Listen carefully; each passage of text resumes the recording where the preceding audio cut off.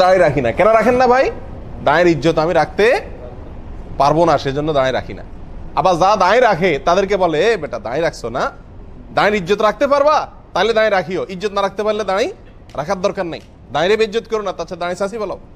কেউ উল্টা পাল্টা করলে বেচারা দাঁড়িয়ে রেখা আর চান্স পাইছে দাঁড়িয়ে নাই আলাদা। হ্যাঁ, হাতি খাদে পড়ছে, এবার পিঁপড়া লাত্তি মারে, কি বলে কদরে দাঁড়িয়ে চাষি দি।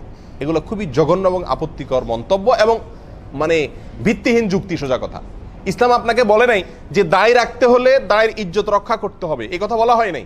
দায় রাখলে সে বেচারা নিষ্পাপ হয়ে যাবে, আর কোনো গুনাহ করতে পারবে না, করলে তার দায় শেষে দিতে হবে, দায়ের ইজ্জত সে খেয়ে ফেললো, এরকম কোনো কথা কোরআন সুন্নায় বলা হয় নাই। বরং সে দায় রাখছে, এটা ভালো কাজ করছে।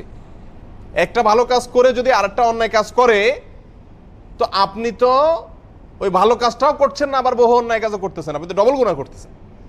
আপনার চাইতে সেই লোক ভালো যে ব্যক্তি দায় রাখছে, দু চারটা অন্যায় কামও তার দ্বারা হয়ে যাচ্ছে, আল্লাহ তাকে মাফ করুক।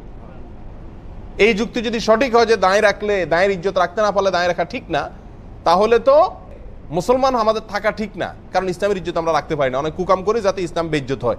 আমি হারাম করি, হারাম খাই, আমি চুরি করি, আমি মিথ্যা কথা বলি, এতে মুসলমানদের বদনামি হয়, ইসলামের বদনামি হয়, তাহলে আমার ইসলামই ছেড়ে দেওয়া উচিত। এই যুক্তি কি ঠিক না? আমি যতটুকু ভালো করার সামর্থ্য আছে ততটুকু করব। এটুকু করলে যে আমার সব ভালো কাজ করে ফেলতে হবে, অন্য কোনো অন্যায় কাজ আর করা যাবে না, বা করলে এই ভালো কাজটা আরো বেশি দোষণীয় হবে, এরকম কোনো যুক্তি কোরআন সুন্নাহ আমাদেরকে শিখায় নাই। এগুলো শয়তান শিখাইছে। কে শিখাইছে? শয়তান শিখাইছে, মানুষকে ভালো কাজ থেকে দূরে সরাবার জন্য। আল্লাহ আমাদের বোঝার তৌফিক দান করুন।